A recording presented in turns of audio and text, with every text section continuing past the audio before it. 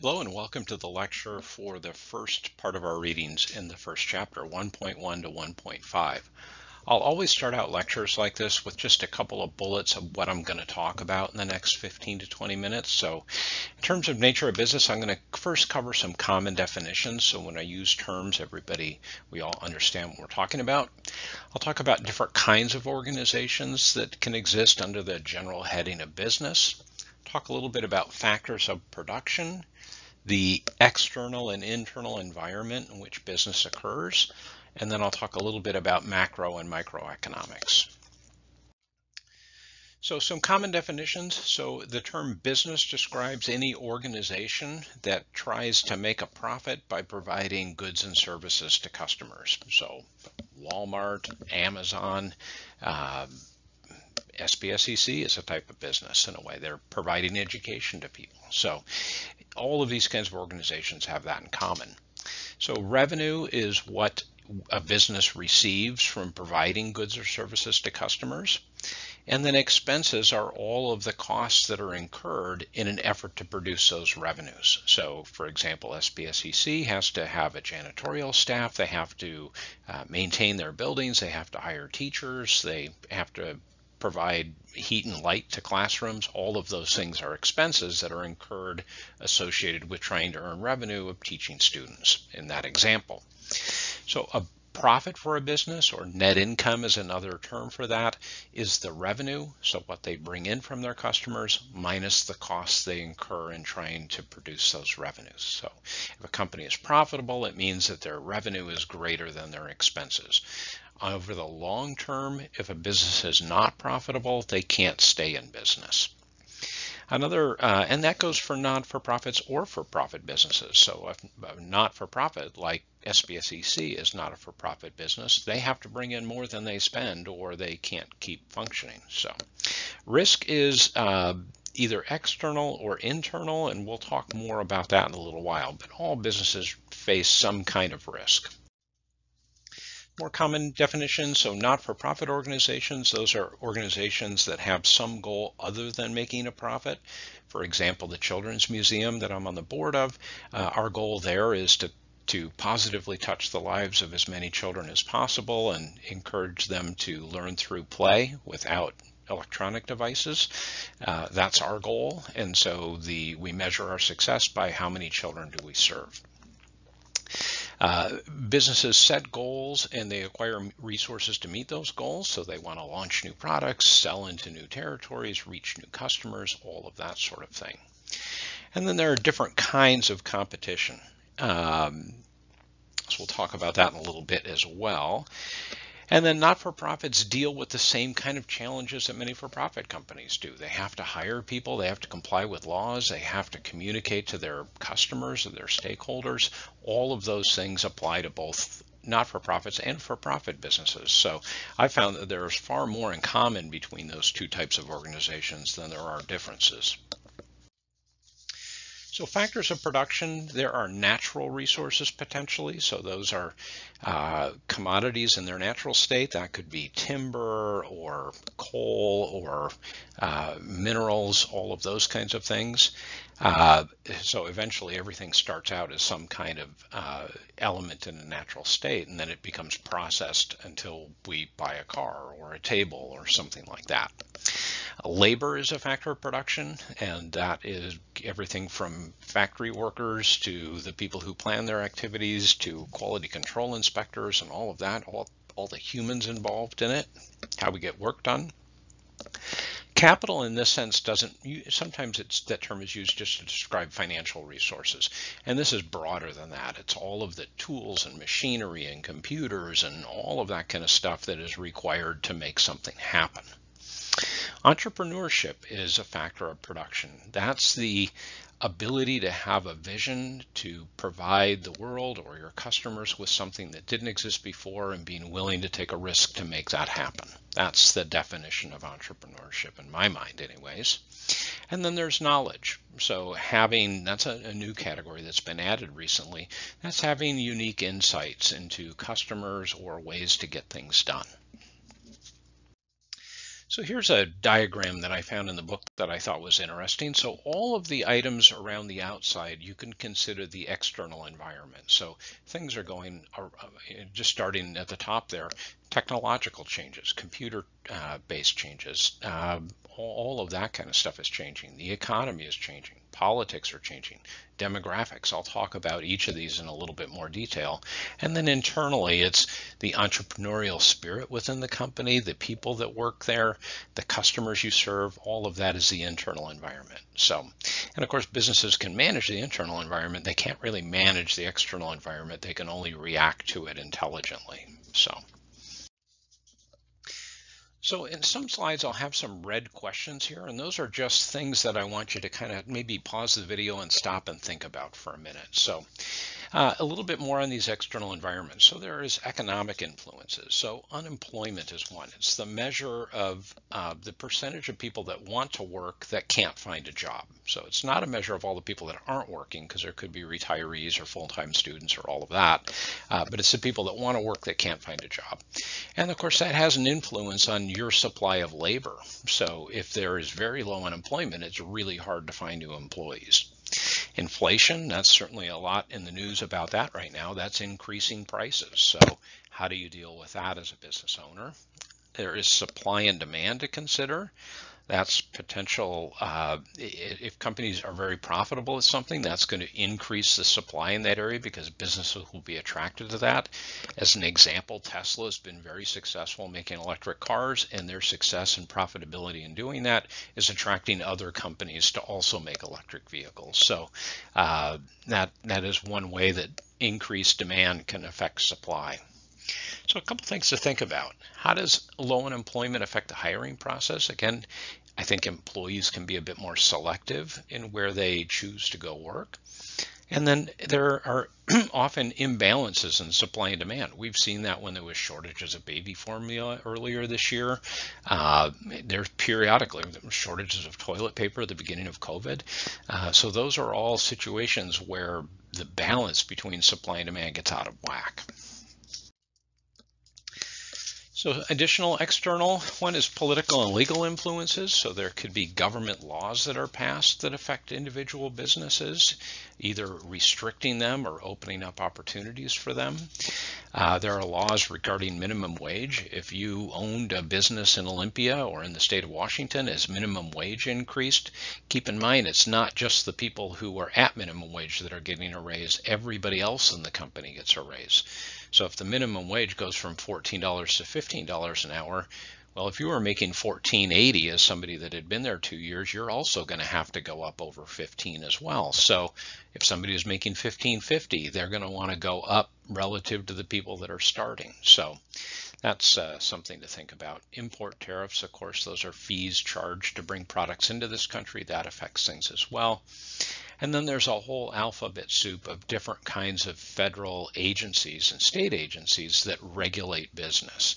And again, a lot of times people complain about business regulation, but it's intended to protect the public. So as an example, when people complain about business regulation, I always ask them, if the Department of Health didn't exist, if they weren't inspecting restaurants, would you go out to eat? Probably not. So some things to think about. How does the state minimum wage impact businesses? Of course, it influences their costs and the prices they then have to charge. It affects how they implement technology in their business. And then how have COVID related regulations affected businesses? Of course, it was devastating in the beginning to restaurants and places like that. So one example of how the external environment can affect a business, Zoom had existed for years as an electronic meeting platform on the internet, and they did moderately well. I attended a few Zoom meetings back years ago, but of course when the coronavirus shut everything down at the beginning of COVID, that company just took off like a rocket, because all of a sudden, through really luck in many ways, their business just exploded. So there are demographic influences. That's the country is generally aging and becoming less white. Those are the overall trends. There are trends in terms of where people are moving that can affect business. People are leaving the Midwest and going to the two coasts, so that impacts business as well. It defines both markets that you can sell to and markets from which you can hire employees. So both of those things are affected by those demographic changes in the country. So a couple things to think about. The federal government believes that in 2040 we will be a majority minority country. That means white people will be less than 50% of the population. That will affect businesses in some ways, in a variety of ways. And then another question to think about is, how does location affect supply and demand? We see that in our local housing market. There's a lot more people moving here than are leaving here, and that puts pressure on housing and the ability to get more housing, so that affects prices.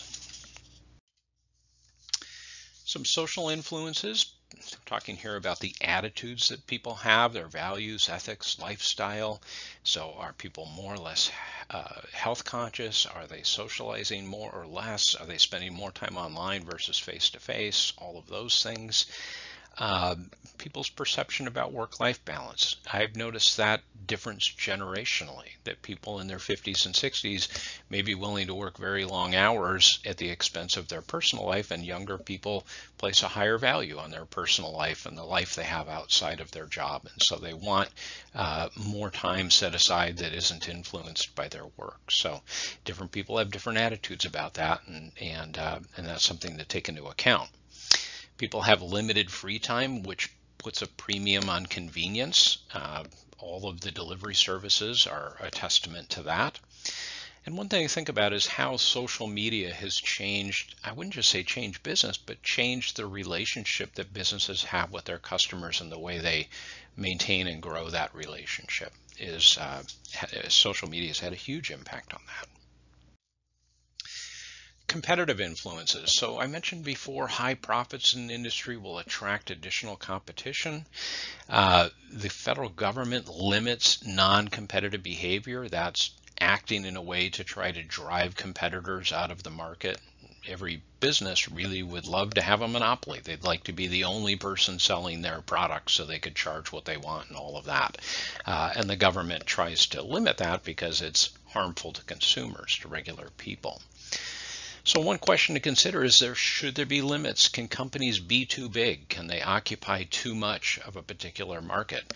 I think over 90% of all searches that are done on the internet are done by Google. Is it good to have one company have that much power in terms of directing people to sites on the internet?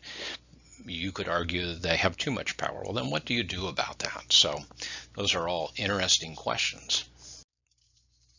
There are global influences. So many companies like my own, like Big Toys, we developed a product that we could sell to other countries, customers in England and Australia and other places like that. When I owned my company, those countries needed playgrounds too. And so there are potential customers in other countries.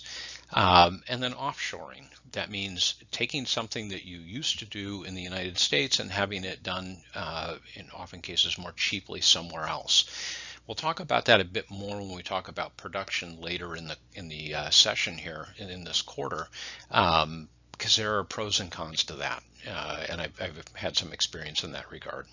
So one thing to think about is, you as a consumer, are you cognizant or aware of where the products you buy are being made, and does that influence your decision? Do you go out of your way to purchase a U.S. made product, a domestic product versus a foreign product? And I think people's attitudes have changed about that over time.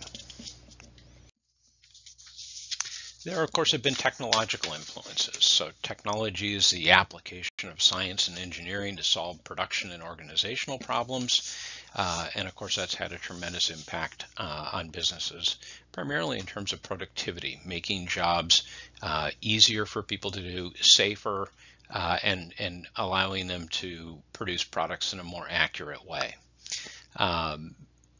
it does replace labor in some cases. If you've been to a McDonald's recently, you've probably noticed that many of them have kiosks where you place your order on a computer screen versus talking to a human. And again, or you go to a grocery store and there's a self-check lane as opposed to a checker lane. Those are examples of technology that has been employed that takes the place of actual workers.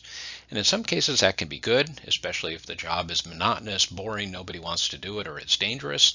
But then there are downsides to it too. It can also eliminate jobs that were good paying jobs. So a little bit about economics. So you will probably take micro and macroeconomics. So I want to at some point in your college career, Econ 201 and 202. So I want to talk a little bit about that. So macroeconomics is looking at the whole economy and topics relating to how the whole economy functions. Microeconomics looks at individual decision making. So how do individuals, like people, make decisions about, should I buy a car, should I pay cash, should I finance it, should I rent, should I buy a house, all of those kinds of decisions, should I take a vacation, and how businesses make decisions. So that micro is looking inward like that. It's important to keep in mind that there is always a circular flow of inputs and outputs between households, businesses, and the government. So businesses exist to sell products to households. They employ members of households, so money is going back and forth between the two.